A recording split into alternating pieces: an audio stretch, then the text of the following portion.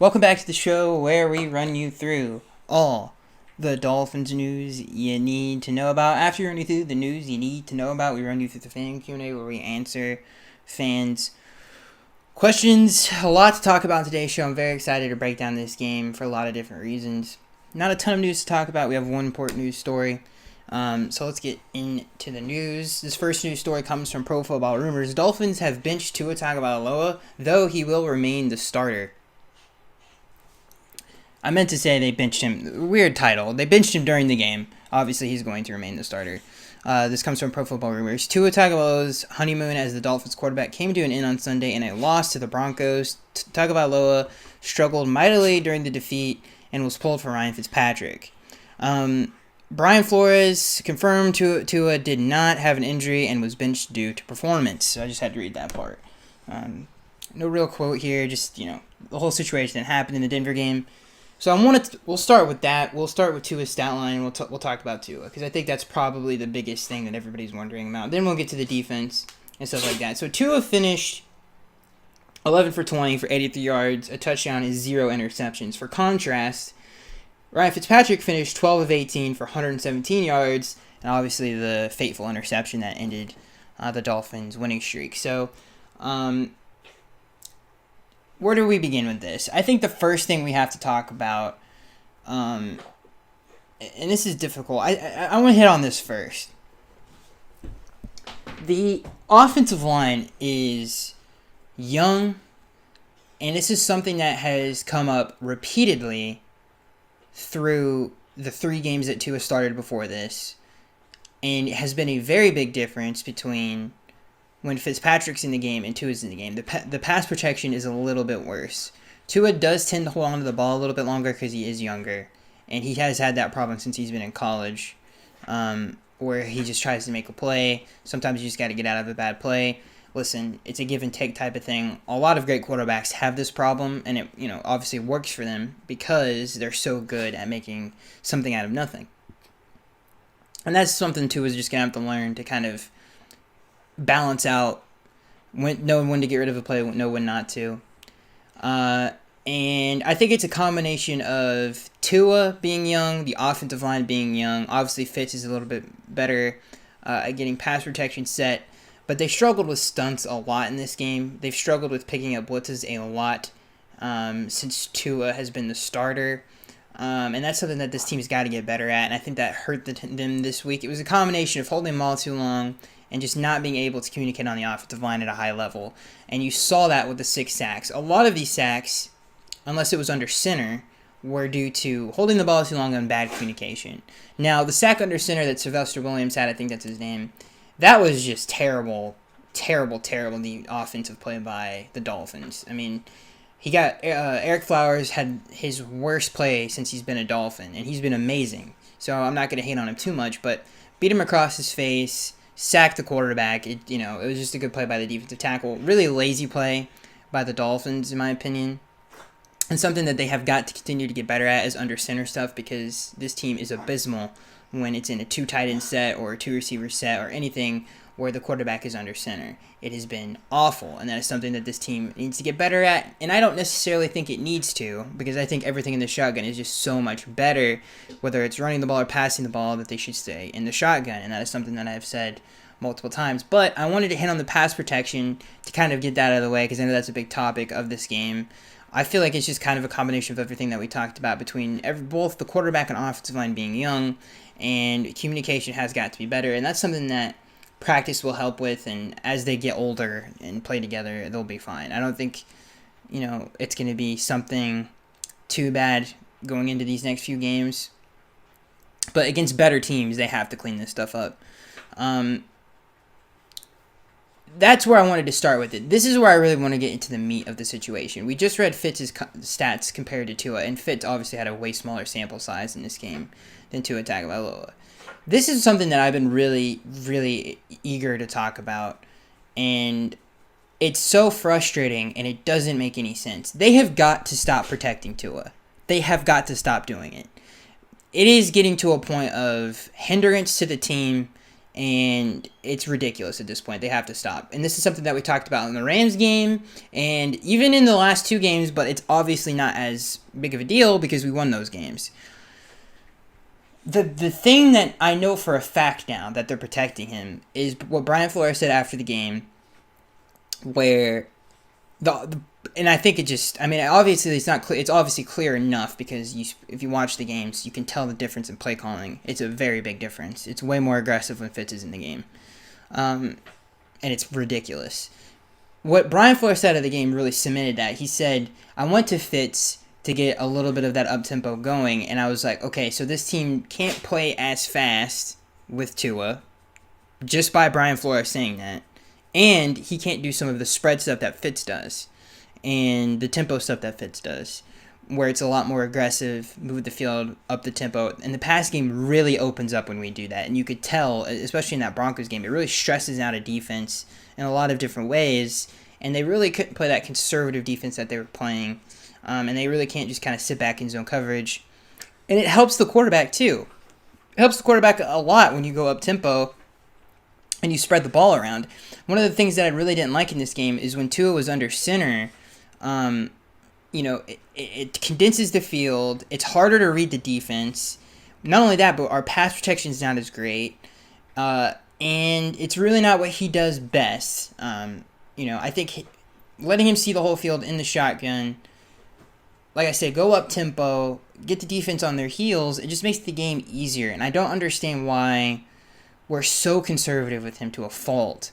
And again, it proves that the whole theory, and it's not like we didn't notice it, but I'm just saying it proves it, that he doesn't think that Tua can do some of that stuff, play fast. I know he's young, but I do think that kind of stuff helps you out, in my opinion, as a young quarterback. I think to just really spread the field out, go up tempo, I think is better than some of the stuff that we're doing otherwise. And a lot of the stuff is so simple with Tua that it's ridiculous. Like the play action bootlegs all the time, the screens all the time, the one-on-one shots all the time. It's like you got to do something else. You got to give the defense something else to worry about and really spread the field. And like I said, that's something that even our running backs are really good at, is just spreading the field, leaking out of the backfield and making plays in open space. And we haven't really gotten any of that over the last 4 weeks because of the super conservative play calling by Chan Gailey. And like I said, I think it's better. And, some of the things that we talked about last week was getting to in the shotgun, really taking advantage of those RPOs, taking advantage of some of those, fake speed sweeps with Jakeem Grant and running it up the middle. We didn't see any of that in this game.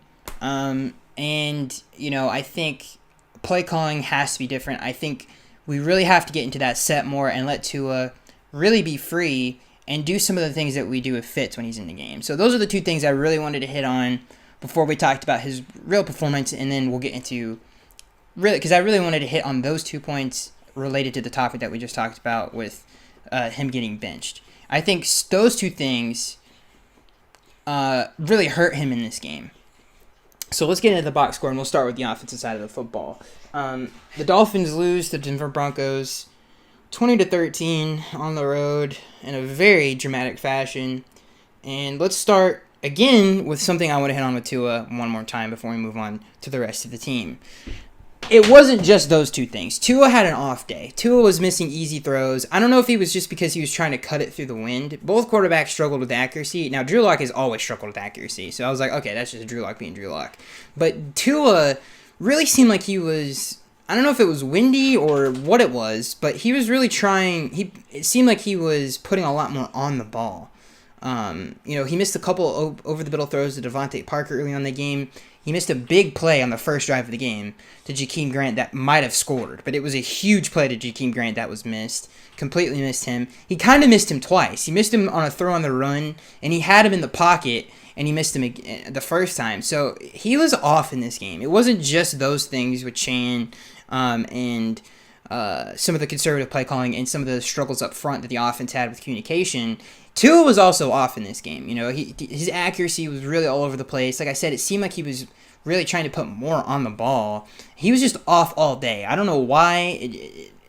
It was, I think a lot of, especially as the game went on, it got worse because he was getting hit a lot. everything was a lot of work. All of the completions, some of the penalties that set us back, we could never really get into a rhythm. I think all of those stack onto a young quarterback, especially, and getting hit, not really getting in a rhythm.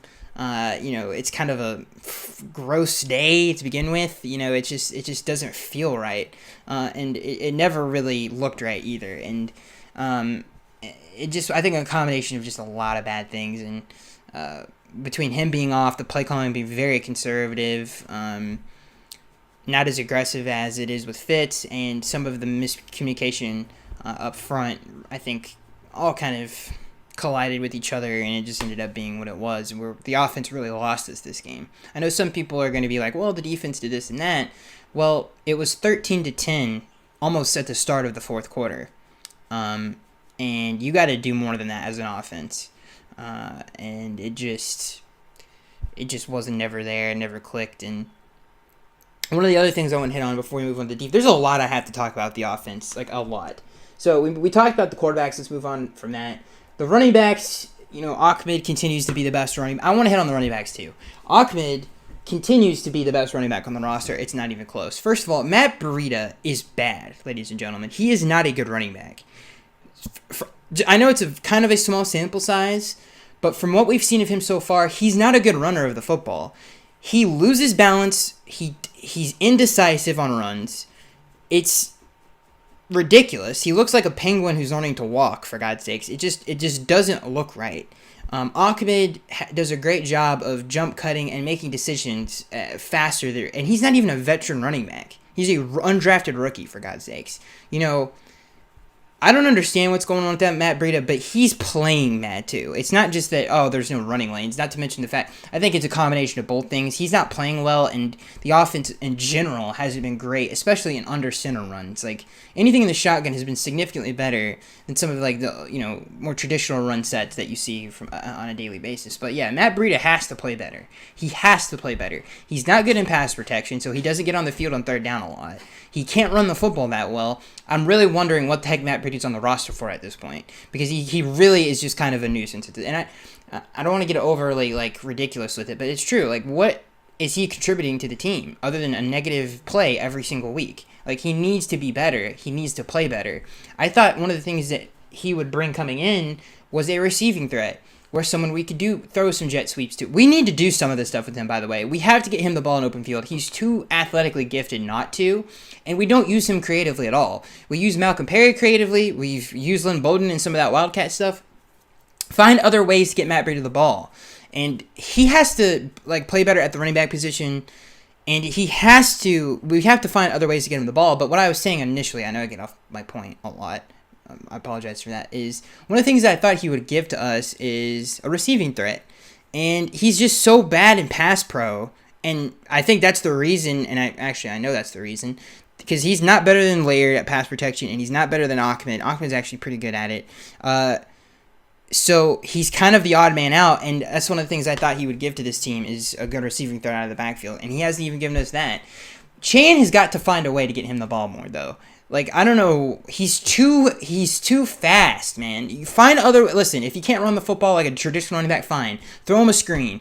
Throw him a jet sweep. Throw him a toss. Get him in the open field. Do something with him. He's like I said, he's too fast not to use, and that speed needs to be used in some way. Figure it out. You have Jakeem Grant and Matt Breida on the same field at the same time. Figure out ways to get them the ball more. Get them more touches in open field a game, instead of some of this super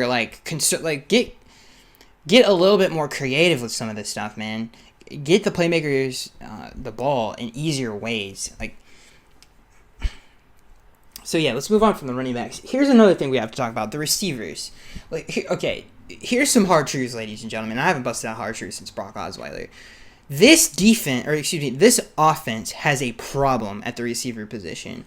Devontae Parker is great at what he does, and that's great. But that's about as far as it goes. Malcolm Perry, for a slot receiver, has terrible hands, and he's not polished enough to do that at a high level at all. He should not be a slot receiver. They've got to figure that out. Antonio Callaway has to start there, or they have to figure that out, because it's not good. It's actually dumb looking at that Isaiah Ford trade now and thinking, oh my God, some of those could have been Isaiah Ford. Like, Malcolm Perry is just not it. Devontae Parker, I love Devontae Parker. He's very one-dimensional, though, and in terms of the things that he does great. He's not really the greatest all-around receiver. That's why you kind of see his production go down a little bit. He needs to be better, and I don't think that's ever going to be his game. And it hurts him because there's so much attention to him on the outside, and no one really else wins, on a consistent basis that a defense has to worry about. And the other thing I want to point out, Tua is a quick rhythm quarterback. He needs a slot receiver. He needs a Hunter Renfrow. He needs someone who can get in and out of his breaks quickly and run crisper routes and can shake someone after the catch. There's the only one who can do that on a consistent basis in the pass game is Devontae Parker. Mike Gesicki is terrible after the catch as a tight end. He's awful. He's very similar to Devontae Parker, where he is a 50-50 ball guy. He's a position type of a tight end. If you get a one-on-one, you can take a shot to. He's very slow in and out of his breaks, and he's very stiff on some of his routes. And that's kind of why you don't see him effective in games on a consistent basis. Devontae Parker is good after the catch. I don't want to take that away from him. He's good, but he's the only one that is. Like, and in terms of a one-on-one matchup, if you're throwing on the flat or if you're throwing a slant, the best ones on the roster right now, and we haven't even got to see him play enough, and he needs to play more, is Antonio Callaway and Devontae Parker. After that, it's over. Malcolm Perry he's not a good route runner. His hands are awful. He's very small. Jakeem Grant is probably the best example of someone who can actually get in and out of his routes on a consistent basis. And by the way, Jakeem Grant, I want to shout out to Jakeem Grant. He's playing very well. He was missed a few times in this game. I have no complaints about Jakeem Grant, but everybody else has to step up. Jakeem Grant needs to get the ball more. He was missed a few times. I think that'll get cleaned up. And hopefully he continues to produce at that level and get open, because there's a few times where Shannon has the right idea with him. He runs him across this is why he's so good on the outside, because he is good in and out of his breaks. He does threaten you with his speed upfield, but if you run him across the field from sideline to sideline, he's very difficult to keep up with in man-to-man, and that's something that Tooney's, that I very surprised that he missed him on a few times in some of that short passing game. It's like, okay, he's open coming across the field, just hit him. So Jakeem Grant's playing well, but like I said a million times in this podcast, this skill position group is so samey. They all do the same things well, and that is something that we need Antonio Callaway to play more. We need, and he had. Let me look at the stats. Antonio Callaway had one reception for 13 yards, and he took, I think, 4 snaps is what I counted, and I might be wrong about that. He needs to get. Let's get it going. All right. He needs to get going, all right? We need him to get into the lineup because he gives us a different type of weapon that we need it, man. We need a different type of receiver in there desperately bad. And hopefully that gets going a little bit. Mac Hollins is another great example of, okay, he's basically the same guy. He's a speed guy, but he's a little bit taller. Like, he doesn't do anything he's not a quick, he's not a good route runner. He's got good hands, but he's not good in the quick passing game. Like, a good example of that is when he dropped the 2-point conversion against the Chargers. Like, he's not a very good all-around receiver. And they need a slot receiver. Bad. Like, someone who can move the chains on a consistent basis. Someone who can get in and out of his break. Someone who could dominate the quick passing game. And they don't really have that right now. And that is something that they're desperately missing. Mike Gesicki, like I said, he's stiff. He's not very good at getting out of his breaks. He's not like Mark Andrews. He's not like Travis Kelce, who have that, like, innate ability to kind of shake their defender. He can't do that on a consistent basis on man coverage. Devontae Parker, he gets all the attention on offense. A great example of that is when Justin Simmons, basically, they double-teamed him a lot, especially in those last few red zone plays. And Mike Gesicki gets double-teamed a lot in the red zone. We need someone else to step up, and it just isn't happening right now. And it's a dang shame. And we have to capitalize on some of these Jakeem Grant plays. And I think all of the stuff that I talked about is leading to one of the worst passing attacks in the National Football League. I think some of the things that would help and improve this team and make it better is going to that up-tempo, spread the ball out, stress out a defense, especially if they're playing zone, really stress them out that way, schematically, and I think it would help out a lot. And we saw it in the Denver game. You saw more of an up-tempo, faster offense that was better and more productive. And we have to get back to that if Tua is going to start. Listen, they have to stop protecting him, or this is going to continue. It really will. And it's listen, the definition of insanity is doing the same thing over and over again. Well, it's about to get insane because if we don't start changing what we're doing with Tua, it's going to be the same result as exactly it was against the Rams game, where it's very little production, okay? And it's really, the Chargers game is probably the best offensive game. The Cardinals game, I would say the Chargers game is the best as a unit the offense has played in terms of the running game and the passing game. That's probably the best I have seen them play together. Really, the Cardinals game was pretty much pass and Tua making crazy plays with his legs. That's all that was. Okay? So they have to let him go, man. Let him go. Let him do what Fitz does. Now, if he just can't mentally do it, where it's like, okay, he's, not fast enough with getting the protection set, get Ted Karras to do it, for God's sakes. He's a veteran center. Either that or he just has to learn it, okay? And we're 3-4 games in with him. He should have already been doing some of this stuff. And again, no offseason. I think a lot of that contributes to it. But let him go, man. Let him go. Let him go, dude. And again, I think that a great example of what I'm talking about is when Fitz said we wanted to get more of that. We wanted to do more of that up-tempo stuff. It's like, okay, well, do that with Tua when he starts. So, I think, listen, we talked about a lot of stuff. Hopefully I made some amount of sense with this offense. I think some of the things that, like I said, we should do more of that up-tempo stuff. Don't protect him as much. Get Antonio Callaway involved more. Find creative ways to get Jakeem Grant the ball in the open field. Involve him in the running game more would help a lot. Involve Matt Breida. Listen, a 2-back set where you're running inside handoff, or you could screen it to, throw a bubble to Matt Breida, or pitch it to Matt Breida, or do a triple option with Tua. I don't know. Do something to help him get involved in the offense a little bit more and get him in the open field. He's too fast to not put out there and really try to make effective. He's not, like I said, in terms of an actual running back and traditionally running the football, whether it's outside or inside, it's just not working with him. He's just, I don't know what's going on with Matt Breida. I don't know if it's his confidence. I have no idea, but he does not look good running the football right now. So they got to find something. Do something. Change it up. Do something. And like I said, go to more of that up-tempo stuff. This is a pass-first team. Establishing the run and trying to do this play-action bootleg stuff isn't going to work, dude. I don't know how many times I have to say it on this podcast. Even after, I know, like me saying it's going to fix it. I don't know why I said it like that. But it's true. We see the same things every week. Okay, let's establish the run. Let's, play action off of it. Let's try to get it going. It's not going to work, dude. It's not going to work. Do the up-tempo stuff earlier on in the game, for God's sakes, to set up the run. And like I said, one of the things we didn't do that we did really well against the Chargers was some of that shotgun run stuff. Fake a sweep, hand it off, read option, stuff in the shotgun. That stuff was working, and we didn't even do any of that pistol stuff. We did none of it. It was I don't know. It was bad. They've got to stop, dude. This is, like I've said a million times, this is a pass first team, and it's what they do best, and they got to figure that out. They got to figure it out, dude. They've got to stop protecting Tua, man. They really do. And it's getting to a point of it's just not what this team is. It's not what this identity is. It is run and gun. It is up tempo. It's the, what do they call it? The K-gun offense with the Bills or whatever the heck they call that offense. So that's what they need to do. Up tempo, spread the ball out, and play fast. And if they can't do it with Tua, then I think this offensively you're just going to see the same things every single week. Or just majority of the time you need to keep him in the shotgun, let him see the field, more RPOs to really help the run game out. Do stuff like that, dude. This under center stuff, stop it. The bootleg stuff, I don't need to see it anymore. Quit.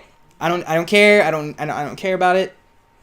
We're not good enough in the run game to really make that a threat week in and week out. We have to be a pass first team and be more aggressive, and they got to do it with Tua. I know they don't want to, and they need to stop though. They need to, like I said, we just need to. I'm done ranting about the offense. I got to stop. Let's get into the defensive side of the football. I think the thing that I didn't like defensively, I think the thing that surprised me, and again, the thing that really hurts this game. Again, we struggled to stop the run in this game against the Broncos, and I don't even want to get into the stats. I just want to talk about this. Okay, so defensively, we couldn't do what we do best, and That's get you in third down and really get after you and really confuse you as a defense. We really couldn't do any of that in this game. I think the thing that disappointed me the most about this game from a defensive standpoint is, okay, we knew we were playing Pat Shurmur. He's an under center, old school kind of guy. A lot of bootlegs, a lot of the tight ends to the flat, running backs to the flat, off of play action. We were very poorly prepared for some of that stuff. Like, our under center defense has got to be better. And I feel like we were very underprepared. And I don't know if it was just because we feared the running game so much, but mostly the runs that hurt us and the passes that hurt us were the same passing plays.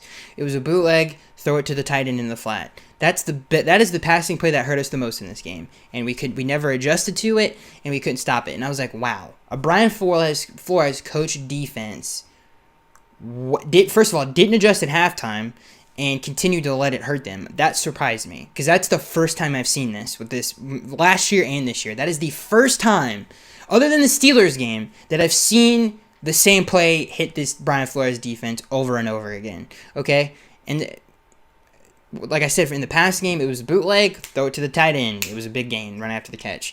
In the running game, it was an unbalanced shotgun set. We're going to pull a guard and run it to the other side, and we're going to run behind him. We could not stop it the entire game. Literally all of their big runs, and even their touchdown run, was off of that. To really let that continue to hurt the team, I thought was surprising. And I thought we were very ill-prepared for his offense and really didn't look like we prepared for a lot of that under center stuff. We did a really good job of kind of deflecting that, especially in the passing game against Sean McVay, and we didn't do a good job of it against this offense. And not that the defense played terribly bad, because they didn't. They played good enough to win, in my opinion. But it just, they didn't make the big, they did get a turnover, but they did actually get 2 turnovers. To me, the offense really lost this game. They got 2 turnovers, and the offense didn't really turn the ball over, and the offense just never got anything going, and it's the reason we lost this game. But defensively, I think the thing that I was most disappointed in is wow, we really let the same plays beat us multiple times in this game, and that really surprised me, and it was really frustrating. The Broncos did a good job of keeping Julock out of bad situations, out of third downs, third and longs, really not letting him have to think all that much, where it was, okay, he's open in the flat, let me hit him. That was really it, really getting him outside of the pocket, some read option stuff. They ran a quarterback run with him. They really simplified the game for him, and we really let him do it, and that really surprised me. So that defensively, I think the thing that I was most disappointed in is the lack of adjustments in this game. That really disappointed me, and I think just the lack of preparation for some of that, I didn't think, I was like, wow, we really letting this bootleg hurt us. And we really never had anybody to account for anybody in the flat. And yeah, I just, very odd that we let the same 2 plays really hurt us. So yeah, overall, it was a very tough game as a Dolphins fan. We had an opportunity to do something that this team and this franchise hasn't done in basically 20 years. Against the bad Broncos team. The one thing I will say is this: if I've learned anything about Brian Flores, he's really good at making players better. He's really good at taking them and finding out what they do well. And I think a great example of that is Eric Rowe. Eric Rowe was awful when he first got here, and now look at him. He's one of the best safeties in the National Football League. He's literally a tight end eraser.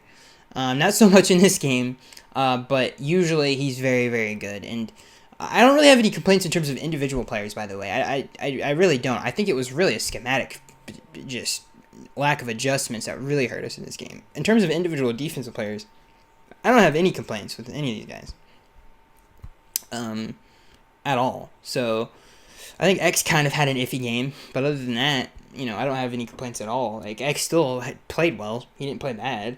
And like I said, I think it was more schematic. But like I was saying, Brian Flores is really good at fixing things and adjusting and, okay, this is what, okay, fix it. Okay, we don't have to think about it anymore. I think that's something that he's done very well since he's been here, that, okay, it's a problem, it's fixed. You're having a problem with this, it's fixed. you're having a problem doing this, we're going to fix it, or we're going to move on to a different player, or put someone else there that can do the job better. So I think if there is a silver lining to this game, Brian Flores will fix this. This is not going to be a problem. You're not going to see bootlegs hurt this team. You're not going to see some unbalanced runs really hurt this team. He will fix it. I think Tua will get better. I think he'll help Tua out. He's very good at developing players and fixing problems. And since he's been here, he's been great at it. So, and he's been great at improving the team week in, week out. I don't think this is gonna be. I think this team is still really good, and I think, like I said, the good thing and the silver lining to this is the team will just get better because of the man that runs the show. And I'm very, very, and like I said, it really surprised me that he can never really find an answer to some of the stuff that the Broncos are doing. That's, I think, really weird and surprising. But like I said, I think it's all gonna be fine. Okay, everybody, calm down. Like I said, Brian Flores is really good at fixing problems and developing talent and getting people better. So let's move on to the fan Q&A. Hopefully, a lot of that made sense. I know it was a 30-minute rant on this game, but I hope some of that made sense. And one thing I want to clear up, I don't think this receiver core is bad to a fault. I just think it has some shortcomings. I think it's still good. I don't think it's like, oh, this is so bad we can't win with it. No. It's definitely good enough to make the playoffs with and stuff like that. We just have to go back to some of that past first stuff. I just wanted to say that before you get into the fan Q&A. I don't think it's abysmal, this skill position core. I don't think it's terrible. I just think it has definitely some holes, and that's something that this team hopefully can find during the season with Antonio Callaway. But that's something that they need to continue to look for in the future. Down the line, maybe that's something we need to, whether it's Juju Smith-Schuster in the free agency or it's, Donovan Smith in the draft, whatever it is, that's definitely something that this team needs. Or Antonio Callaway this year, hopefully. So let's get into the fan Q&A where we answer fans' questions. And again, guys, listen, we just went on a 5-game win streak. I wouldn't get too down about this. We're playing the Jets and then we're playing the Bengals without Joe Burrow. I think this team, like I said, is just going to get better. So I wouldn't be too upset about this loss. I know it sucks, but whoa, that's weird. Sorry guys, my hold on. I'm gonna I'll cut here and then we'll come back because for some reason I was signed out on my account. And we're back. I don't know what the heck happened right there. Okay, let's get into the fan Q&A. This first question comes from Josh. He says, Skaggsy, a lot of people want to put this loss on Tua, but I think our offensive line is more to blame. Do you agree? I think it's a combination of a lot of things on offense. From philosophy, from play calling. I think really philosophy is the biggest thing. Just the philosophy on offense is much different between when Fitz is in and Tua is in. And I think that's probably the biggest reason. And again, yes, the offensive line struggled with communication and that's something that they've struggled with since Tua's gotten in the game. And for some reason when they really get to the up-tempo stuff, I think it nullifies what you can really do creatively as a defense. It puts more pressure on you. I think that helps with pass protection. I think so hopefully, like I said, we do some of that stuff that we do with Fitz and really clean up some of this communication. And I don't know, like I said, this is something that I said after the Cardinals game. I don't know whose fault it is. I think it's a combination of a young quarterback and a young offensive line. I think that's probably the biggest thing. But I don't think our offensive line, because a lot of the sacks Tua took were because he held the ball too long, or it was just bad communication on the offensive line. But the amount of sacks he took, like he took 6, he could have taken less than that if he got rid of the ball quicker. So I think it's just a combination of two, the quarterback and the offensive line. I don't think it's just one thing. This next question comes from Beef. He says, hey, Skaggs, just an opinion. Do you think the Dolphins were right for an upset because we were pretty overconfident, especially having a 5-game win streak, and have a lot of issues to improve on as the schedule gets tougher? What are your thoughts? I don't think there's a lot of issues to improve on. I think there's just a couple of things, really, that needs to be fixed. Defensively, I'm not worried. I think we still played good enough to win the game. We could have tied it at the end. It didn't happen. I don't think defensively there's like, oh, this is a glaring issue. No, it's minor things that I think will be fixed easily. I don't think this team, and again, I think a lot of the shortcomings on defense were surprisingly schematically. I don't understand why we did such a poor job of finding answers in that game. But I'm sure they will be fixed. I don't have any I don't think this coaching staff is going to let that to continue to happen. But yeah, I don't think there's a lot of problems. I think there are a couple on offense. And the schedule's not really going to get tougher, especially these next 2 weeks. It's pretty easy. It's not tough, I would say. But yeah, as we get into December, we need to clean some of this stuff up, and I think we can really use these 2 games to kind of hopefully get to where we want to go, especially offensively. Offensively, this team needs to get better if we want to make the playoffs. And it has to... If Fitz isn't going to play, we need to change our philosophy on offense for Tua. We just have to. Or we're not going to finish the season how we want to finish it. Because the defense isn't going to get a touchdown every week. And the defense isn't going to score 14 points every week. So you have to, improve on offense. This next question comes from TR3MC. He asks, and why weren't we able to adjust to them running the ball to the right side so many times when it was a clear run play? Do you think we were outcoached? I guess you could say we were outcoached in some way. I don't understand. We really played every time they were in that formation where they ran the same play where they pulled the guard unbalanced formation and they ran behind either a guard or a tackle. We really didn't change our front. It was really the same front, and we really didn't stop it until late in that fourth quarter, where they did run it, and Landon Roberts just blew it up. And we put more linebackers on the field. I think, literally, we didn't do that until basically the game was pretty much in hand already. I don't know. We really didn't figure it out to the end, basically. So I guess you could say we were. I don't want to say we were out coached. Because that hurts to say, because Brian Flores has done such a good job, but I guess nobody's perfect. So yeah, I guess we just were kind of out schemed on that one. Yeah. This next question comes from Bad Bandit. He says, "What did you think about the offensive line play? I think Flo benched Tua to protect him from the O-line. Literally 3 Broncos players were meeting up for a sack on Tua, and a few times blitzers were getting to him unblocked. I looked to me like they had never played football before. 6 sacks on Tua cannot happen against a team without their best pass rusher. Bradley Chubb is a really good player, so I'm not going to, Von Miller is also really good, but Bradley Chubb is a very good player. So not to take anything away from him, because he is one of the better pass rushers, especially in the AFC and in the entire NFL. So I think we talked about it already. I think it's really just bad communication.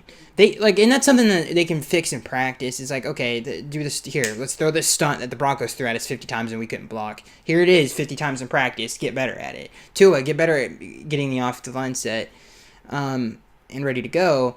And I think, again, Fitz is better because he's played in the NFL longer. He's better at, okay, this is what they're doing. This is how we fix it. And he's kind of like an extension of a coach on the field. And Tua, you're not going to have that with Tua. It's going to be a little bit different. So I think there's a difference there too. But again, I think it was a combination of the offensive line and the quarterback. It wasn't just the offensive line. There were sacks that Tua took that he shouldn't have taken, for sure. This next question comes from TR3MC. He says, "Hey Skaggs, do you think benching Tua was the right call, being that the O-line was not helping him out? And what does that do to his confidence? Confidence moving forward." I don't know. I don't think it has anything to do with his confidence. I think the chain can do a better job of, be more aggressive, get him into a rhythm. Let's get it going. Get the offense to do a rhythm, up tempo. He needs to do that stuff that he did with Fitz in that game, to really get his confidence and get this offense kind of moving a little bit. But I don't think it hurts his confidence. I think he seemed pretty good after that. He seemed ready to go. So I don't think it hurts his confidence that much at all. This next question comes from SM. He says, "Skaggs, speak on the lack of depth on the squad, and the effect it has on the entire team when we lose one player: Wilkins, Gaskin, Jones, and starting linemen." Well, I don't think, first of all the runs were to the outside. So inside runs didn't really work on us the entire game. A lot of it was pulling someone and kind of bouncing it off the tackles. So the Wilkins thing hasn't really hurt us that bad. Strobridge has done a great job in the middle of that defense. Gaskin, I mean, to be honest with you, Ahmed has looked better to me as a runner than Gaskin. And Jones, the defensive tackle, he hasn't played all that bad either. He's had a couple splash plays. So I don't know. I think this team does not have a lack of depth. I think it has pretty good depth, in my opinion. So I disagree with you a little bit, SM, on that one. And I don't think it's really affected the team that bad, in my opinion. And the offensive line, a lot of these guys have performed well that played on Sunday, especially. This next question. Oh, well, we forgot to mention that Jesse Davis is on the COVID list. I forgot to bring that up. We'll see what happens with that and if he gets brought back or not. This next question comes from Beef. He says, Skaggs, bitter loss today, but I think we needed it. What are some of the glaring issues you saw in this game that must be fixed before we play the Jets? I was going to say, let's not worry about them, but after today's loss, that'll change. Offensively, if we continue to do this and continue to treat Tua like he's a 4-year-old, it's going to be bad offensively. It's just the production just won't be there. We just have to trust him. And I don't like I said, the offensive philosophy is significantly different between the two, between Fitz and Tua. It's significantly different. It looks different. It feels different. The whole thing is different. They have to let him do some of that stuff, or it's just going to continue to be this way. So if I had to point to one thing, I think it's the change of philosophy. We just have to be more aggressive with Tua Tagovailoa. This next question comes from SM. He says, are Bowden and Callaway not ready, or are they being held back as secret weapons for the playoffs? I don't think they're ready yet. But Callaway got more playing time in this game. Hopefully that continues, and he gets it just becomes kind of a mainstay on this offense. This next question comes from Sean. He says, would the outcome have been different with Wilkins starting? No. A lot of the runs that hurt us were on the outside. They really attacked Kyle Van Noy a lot in this game, which is surprising. And it literally a lot, every successful run that they had was off tackle, pretty much. So the interior of the offense or the defensive line really wasn't tested that much in this game. So, I kind of disagree with that. I don't think Wilkins would have changed anything. This next question comes from Corporate Gamer. He says, not a Dolphins question. Why is Carson Wentz struggling? He is not a good team. I think is the easy answer for that one. This next question comes from KC Fanatic. He says, I heard you only learn if you lose. This was a learning experience for a young quarterback. Question, do you think the high altitude affected our team? I think it affected the energy a little bit. I don't think it affected it in terms of... It definitely affected the team in some way. I think it affected the energy of the team a little bit, where it wasn't as high energy as it usually is with this team. One of the things I will say, though, is the whole thing about Tua learning from this. He is going to learn from this, and I think if this offensive coordinator of ours, Shane Gaylor, has learned anything to this, he's like, okay, I have to do this with Tua. I just got to trust it. And Tua's a good decision maker. I think he worries about him playing fast like that. But I don't think he can. I think he just has to let him try to do it, in my opinion. So I think if there's anything that we need to learn from this, is like, we have to let Tua go a little bit more. If we continue to try to establish the run and do this play action stuff, bootleg stuff, it's just not going to work.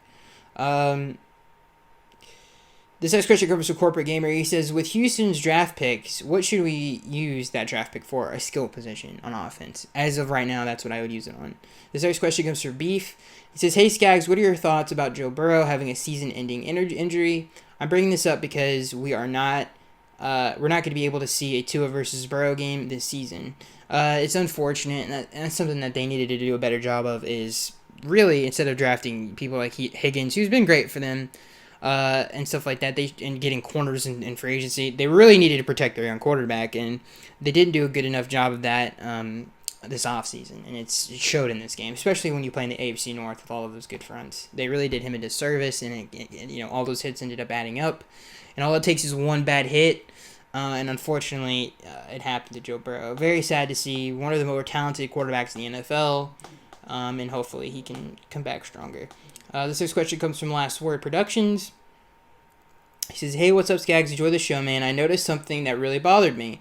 After the loss, one play calling for Fitz is extremely more open and more big play heavy than it seems to be with Tua. Like to me, they're literally calling plays for Tua to not get hurt outside of the cards. The last two drives, everything for him has been extremely conservative as a whole. Yeah, I completely agree with this. Me and last Word Productions are on the same page.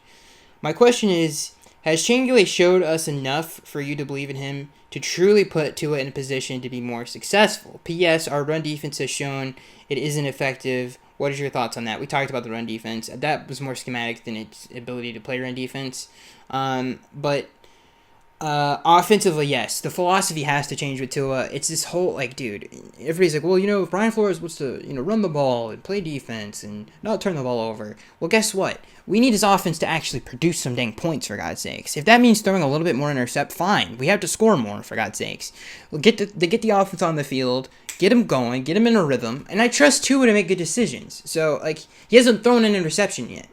He's 6-0, so they need to, like I said, trust him more. I know he's young, I know he's a rookie, but let him go. All we hear about is how smart he is and how much he prepares. Like, I don't understand why you guys have to protect him that much then, if that's the case. And I'm not just saying this about a loss. Like, we've talked about this before in wins. Like, this has been a problem the last few weeks that needs to be fixed. Brian Flores needs to get in that out. He needs to get it done. He needs to, hey, listen, this is enough. We just have to change what we're doing on offense. So I agree with you, Last Word Productions. This next question comes from SM. He says, do you have anything different to add to the question from last week regarding in a trap game? I don't know what I think I said too, Brian does a great job preparing teams each and every single week. The team is not that, I don't know. I think it's like, I don't want to keep repeating myself. We talked about it. Those are the reasons why we lost this game. No, I don't have anything to add from what I said last week, no. This next question comes from David. He says, why did Ryan Fitzpatrick move the offense better than Tua? We talked about that. This next question comes from Beef. He says, hey, Skip, sorry. It's a great question, David, but we did talk about it. I don't want to repeat myself. This next question comes from Beef. He says, hey, Skaggs, do you think the refs were plotting against the Dolphins after one of the officials got stampeded after Xavier Howard's interception, especially when they thought Melvin Gordon broke the plane before he fumbled? Yeah, that one was ridiculous. Like, there was some, like, the holding call that took away Tua's scramble to set up a short yardage situation there. That, to me, was not offensive holding.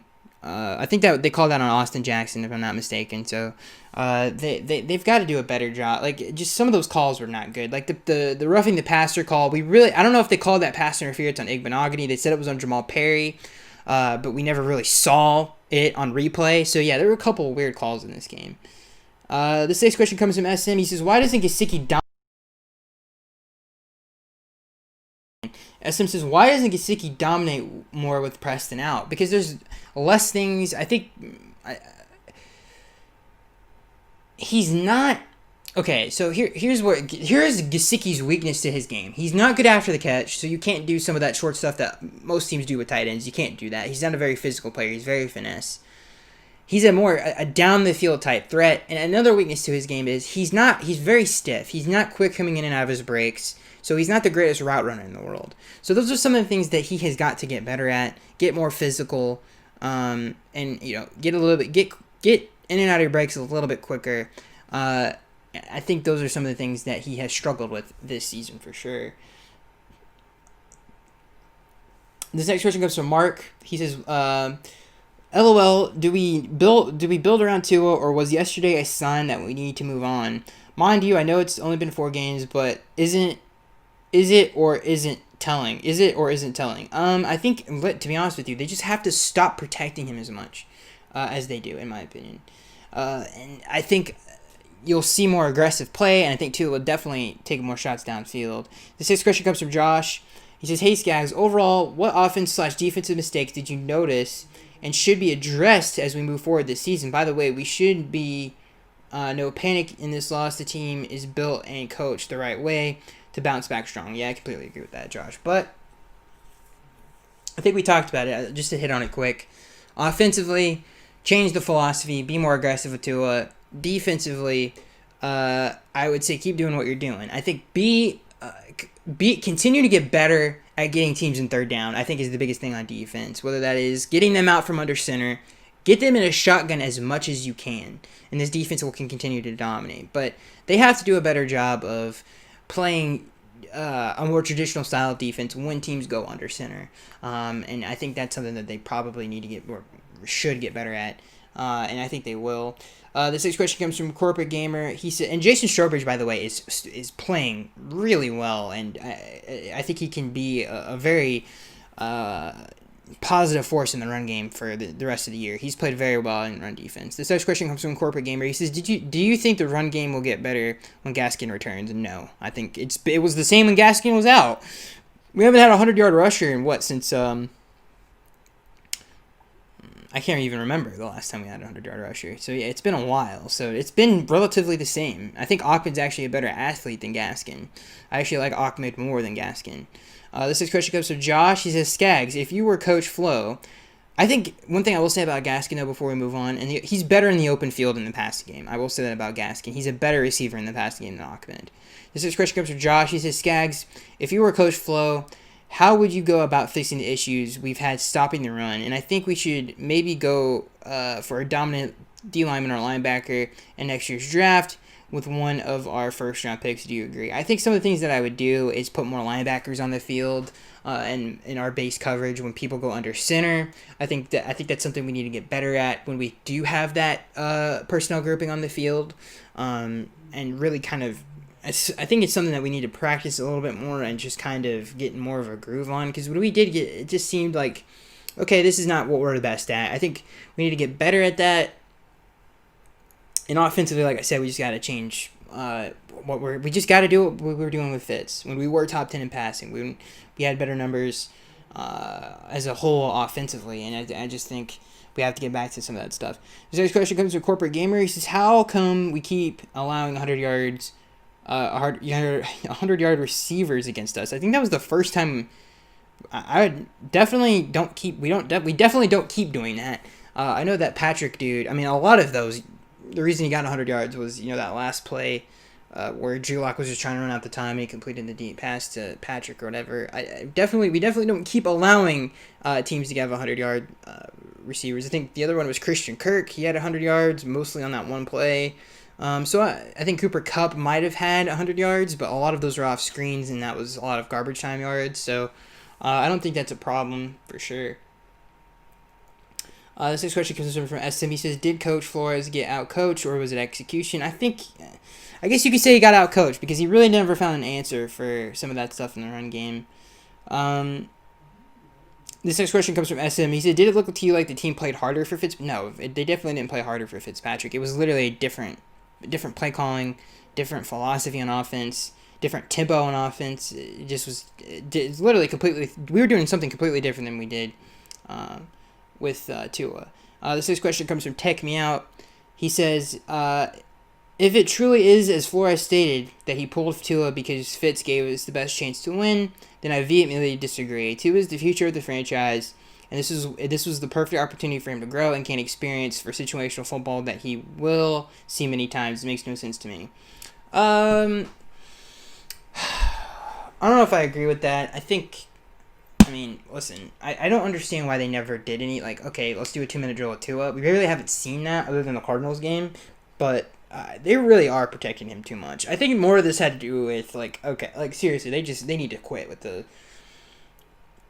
They're overly treating him like a rookie right now, and Brian Flores has got to stop doing that. I don't know if I agree with the whole, I don't know if I necessarily agree with that, with the, I disagree with Flores' decision necessarily, but if Flores thinks Tua can't do something to help the team win that Fitz can do, then we should try to at least do it with Tua, because we haven't really tried to do it with Tua. So that I think that's kind of telling there. Okay, if Tua can't do this with to the point where you had to say to the media, I wanted to do more up-tempo stuff, so we had to go to Fitz. Okay, well, maybe we need to figure out how to do that with Tua too, so the offense can play better. The sixth question comes from Tech Me Out. He says, hi, Skaggs, disappointing loss aside, do you think Van Ginkel is a rising star, and how much upside do you think there is? I do think he's a rising star, and I think he has a ton of upside. He's very good. he's a very good he's a very good just traditional New England outside linebacker. And I think he'll be a very good player for us for years to come. This next question comes from Tech Me Out. He says, "Hi, Skag. Disappointing loss this." Oh, we just read that one. This next question comes from Richard. He says, "Who do you think starts against?" Well, we know Tua will. This next question comes from Jack Pack. He says, "Same old Dolphins. This game makes it obvious that they're a couple of seasons from being contenders. Line needs to play better and need a running game." I'd completely disagree with that. For sure. Definitely not a couple of seasons. If anything, one draft, I would say, to get some more skill positions in here. And I still think this team could make the playoffs. And I still think it's a very good football team.